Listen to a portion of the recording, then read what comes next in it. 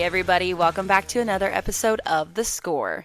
This is your host, Callie Montague, and on this episode, I get to talk to our newly crowned Cheyenne all-around champion, Mr. Cole Eiguren.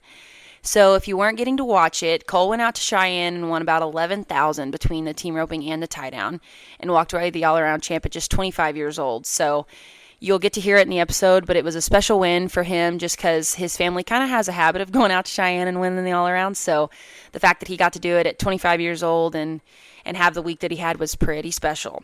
My disclaimer for this episode is that, as you well know, we tell these stories no matter time of day, time of night, where we're at, what we're doing. So I am driving home from the airport from being in Cheyenne all week when I recorded this. And so if you hear a little bit of road noise, please forgive me. But, you know, my goal is just to tell the story. I don't care how we get it done. So I hope everybody enjoys. It was a special win for the whole crew from Idaho. So without further ado, let's get into the episode. This episode of The Score is brought to you by our friends at roping.com. If you want to rope like the legends, start by learning from them. Jake Barnes and Clay O'Brien Cooper are now on roping.com. Step inside the practice pen and watch now. Now let's get into the episode.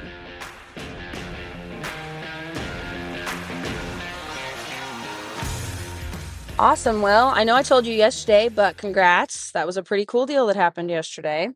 Yes, ma'am. Thank you very much. You're sure welcome. So, man, how exciting is that? How old are you? Are you 24, 25? You're kind of close to me. 25, yep. 25. Okay, Yep. cool. And win all around to Cheyenne. So that's pretty special and pretty cool, I'd imagine. So how's it feel now that it's set in stone? It's pretty cool. I don't know. I put the buckle on my belt today, so that felt pretty sweet. And then I don't know. It is a surreal feeling for sure.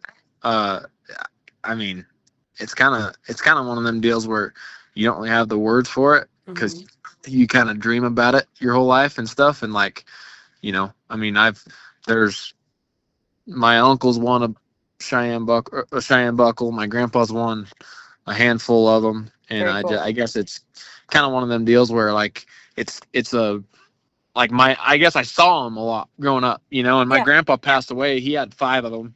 Wow. And he has 5 kids.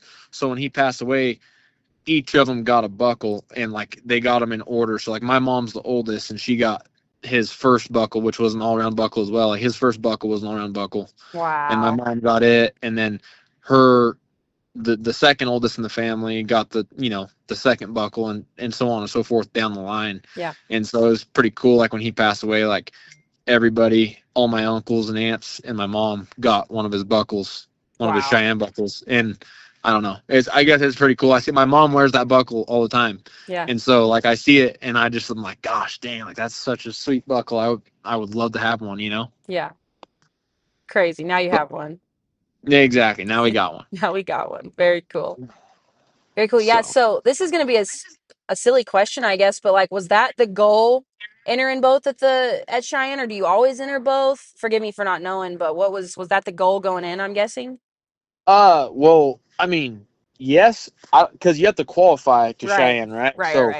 I forgot about that. I do enter both events as much as I can. Cool. I try to. I mean, I do typically prioritize the team roping because I have a team roping partner, you know. Right. And so when it comes down to it, I will prioritize the team roping for that reason. Mm-hmm. But I almost everywhere I go, I enter both events. Cool. And I got into some of the winter rodeos this year in the team roping. So like I didn't get in the calf roping. So like it just depends, I guess. Yeah. But I qualified to both events here, got in both events, and then ended up doing good enough in both events to win the all around. But yeah, to answer your question, I do enter both as much as I can. Cool. Very cool. Well, let's work backwards. So, and we started at the NFR Open because I was there that first night at the NFR Open. I was there that whole time and then pretty much followed everybody to Cheyenne. But let's talk about yesterday. So we talked and you were like, man, some people told you that it was pretty much a done deal. And then other people told you that, no, you still had you had to have done good in the calf roping or whatever. So where was your head at yesterday before the calf rope? Like before you run that calf, where were you nervous? Were you like, man, I'm going to go at him? Where was your head at before you run that cow? Honestly, I tried not to think about it at all, even leading up. I wasn't trying to think about it, but like going into the short round, I knew I had a pretty good calf, and I was just trying to like focus on the calf roping. Yeah. Like I was trying to do the very best I could that day on the calf I had drawn, and if let everything else fall into place. Because like at the end of the day, I can't control any of the outside stuff on what happens, what somebody else does, who else is in contention. I didn't really know. Right. Everybody was telling me different things, and I mean, I just kind of thought to myself, like I didn't do good the day before in the team roping. I broke the barrier to make it back, Right. and then I had a good chance in the short round to do good, Right. and so I was just in my mind, I was like, I'm gonna do the best I can on this calf, and if I do win it, great. If I don't win it, then I'm not going to distract myself with thinking about, the all round and all that. Yeah. So, gotcha. Let's go back to the team rope and start with your first year and talk me through. I know you broke the barrier on the last one, but talk me through the first two or the first one. So our first year, we drew a stronger one for our set for sure. Like we felt, I mean, obviously when you don't make it back, you feel like this, but we didn't make it back. We were one out. We were 10-6. Yeah. We were one out of making it back out of our set, and we dang sure had one of the stronger ones in our set, which that's not an excuse. That's just the reality of it, Right. And we were one out of making it back out of our set, and then we come back to the wild card the next morning, and we ended up being 8-1, and we won third. There were 2 7-8s that split it, and then Cody Snow, Lane Mitchell, and Junior D's, Landon Glenn, and then we ended up being 8-1 and won third. Yeah. And so we made it back out of the wild card, and then and then that's when we progressed to the semifinals, and I broke the barrier. So yeah. Did you just break the barrier? Or did he get a leg? I thought it was both. both. Okay. But Okay. I know I guess I don't look at it as I broke a barrier. That's fine. Tell me about what you were heading on. I was heading on my dad's horse. We call him Newt. He's a big gray horse that we've had since he was a colt, and he was an outlaw sucker when he was young. He bucked Dad off. I watched him buck Dad off 3 times in one day. I asked Dad I said, "Hey, you want me to get on?" And I think he was so mad that he was so bound and determined to to get him rode that right. he didn't let me on. But he was an outlaw when he was young. He was hard. We were at one time. Dad tried to sell him for $3,000. Like he just tried to sell him as a ranch horse that you could take and use all day long. Like, offered him to several people, out from where we're from in Jordan Valley, Oregon. That's where we grew up on a ranch, and right. And so we moved from there when I was young, when I was like 12 or 13 or whatever, and but we knew all those people are friends, and then I tried to sell him his ranch horse. Nobody buying. And then my dad told me one day, he said, I'm going to make this a good head horse.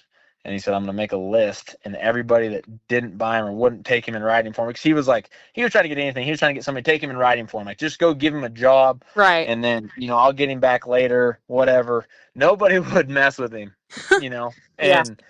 Then Dad did tell me one day, I remember it like it was yesterday. He said, I'm going to make this thing a good head horse, and I'm going to make a list, and all them guys that wouldn't take him, wouldn't ride him, they ain't going to get to ride. Like, I'm never going to let them on. And so it's kind of just a funny story about that horse. But he's 10 years old now, and we call him Newt. I can't remember his papers, to be honest with you. You're good.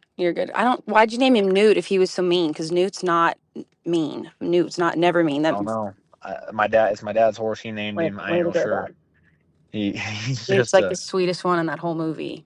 Yeah, I know. I don't know why. Maybe he might have had the name before. Yeah, maybe that's true. We got him. We got him from my aunt, because my aunt was not a good horse for anybody, let alone like my aunt, and she has 3 girls. Like she wanted rid of him, so we got him from her. Yeah. And because she was not a horse they needed, and then. Anyway, then that's where the story kind of went on, and I think maybe he had his name before that. I ain't real sure, to be honest, where the name comes from. I know my dad, I think, gave it to him at one time, whether that was before we figured out how much of an outlaw he kind of wanted to be when he was young, or whatever. But the good part about him is you can't hurt him. He's tougher than all get out. I think he'll last till he's 30. But how funny.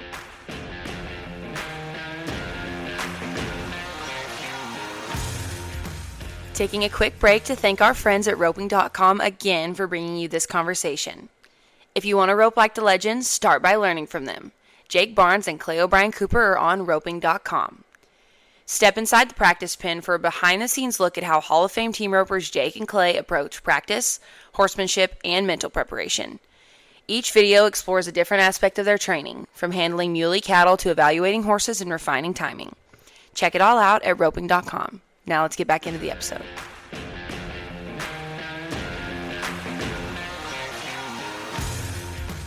Not to pry into your personal business, but is that your wife or girlfriend that was walking around with you yesterday? That's my wife. Wife. Okay, awesome. Well, yep. I couldn't help but notice. I'm assuming that she's how far along? She's due in October 1st, actually. Awesome. So talk to me about, that's y'all's first one, right?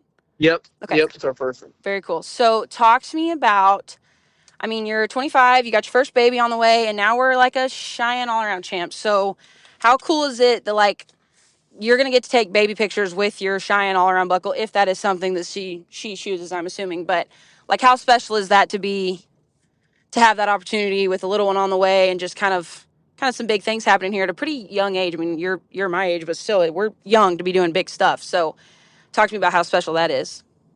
It is really cool. Like, I don't know.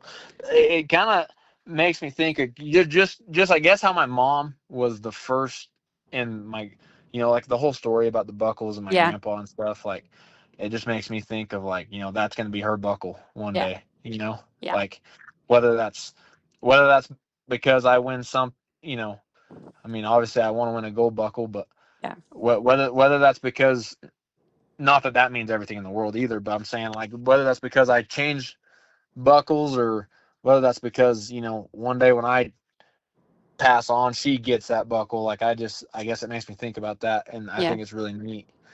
And I guess it'll be the buckle in the same year that she's born too, which is cool. That's very cool. So I don't know. It is cool. I don't really know how to.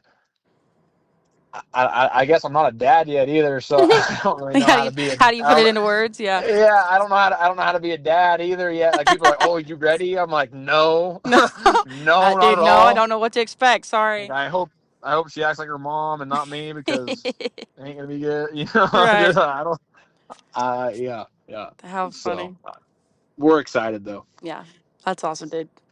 No, my two best friends, they live right there in Colorado, right there, South Cheyenne, and they have two babies. We're all the same age, but they have two kids. And so, like, every chance I get, I'd go down there this week and go hang out with them or whatever. And I'm, like, looking around, and they're, like, talking about kindergarten and, like, how they're going to homeschool their kids or whatever they're thinking about. And I'm like, dude, I'm just worried about, like, where I'm eating tomorrow. I'm not. Yeah, no kidding. Y'all are talking about, we're all the same age. Matter of fact, I'm older than them. And I'm like, man, how did we, and we're all college best friends, like all of them, we hauled together my whole college career. Right. And I'm like, what do you mean we are living such different lives? So that's why I had to ask you where our head was at right there. But sweetness. No, we're excited. We're nervous. Yeah. But well, yeah, naturally. Yeah, they say if you wait till you're ready, you're never gonna have a kid. So. That's right. Yeah, I've heard that about a lot of things. If you wait till the opportunity presents itself, it'll never happen. So exactly. Yeah. Right on. All right, buddy. Well, what's next? You said you go to Dodge. When is the slack at Dodge? Wednesday? Yeah, the first set's Wednesday, so they run it in sets, but then there's a short run at the end. So, cool. Yeah, we're up on Wednesday at Dodge, and then we'll head back and go to Preston and Heber City and Castle Rock. Gotcha. Those three. So sweet. I meant to ask you this. So I know at the NFR Open you roped with Breck, right? But then you roped with Dylin at Cheyenne. So who is your normal year partner? Forgive me for not knowing. Heath Hammerstrom is actually who I roped with all year. Gotcha. Yep. So why the switch at Cheyenne? And I know I can figure out why at NFR Open, but why at Cheyenne were you roping with Dylin? Well, so Dylan's partner and my partner didn't get in. Okay. He just started rodeoing, so he's actually a pretty younger kid, and he didn't get in, and neither did Hagen Peterson, which is Dylan's partner. Right. And so when during that extended grace period, they, I guess, notified everybody that of who got in, who didn't, and so then you had to match up with whoever before they drew the rodeo. Like you had to either figure out who your partner was, call in a pro-com. Yeah. And that's what we did. And then that's why Dylan and I were roping together over there. And then obviously Breck and I did go to the circuit finals together, and that's why we roped at the NFR Open. But right. Sweet. Yeah, I've had a few different partners these last couple of weeks. I know. Yeah, you've been switching around, haven't you? Mm-hmm. Very cool. All right, buddy. Well, anything else you want to add? If not, I'll turn you loose. No, that's all good. Whatever you guys need, you're good. I think I'm good. Alrighty, everybody. That does it for another episode of The Score. I hope everybody enjoyed the listen. I know I sure enjoyed getting a front row seat to our all-around champ from Cheyenne taking his victory lap, and he roped great all week, so I know it was a special win for Cole and his family. Not only because it was carrying on the tradition that his grandpa started, but also starting a new tradition with his little one that he and his sweet wife are welcoming in October, so an early congratulations goes out to them for that. And it was also special for us because I think at a lot of the big rodeos, we're so used to seeing one of those brothers that wears the blue shirts winning the all-around on the rough stock side. So to get to see one of our team ropers and our timed event guys take that was sure special. A reminder that if you want to step into the practice pen with legends, head over to roping.com for a full in-depth practice session with Jake and Clay. You will not regret it. Some great videos on roping.com right now. Thanks again for listening, you guys. We will catch you at the next one.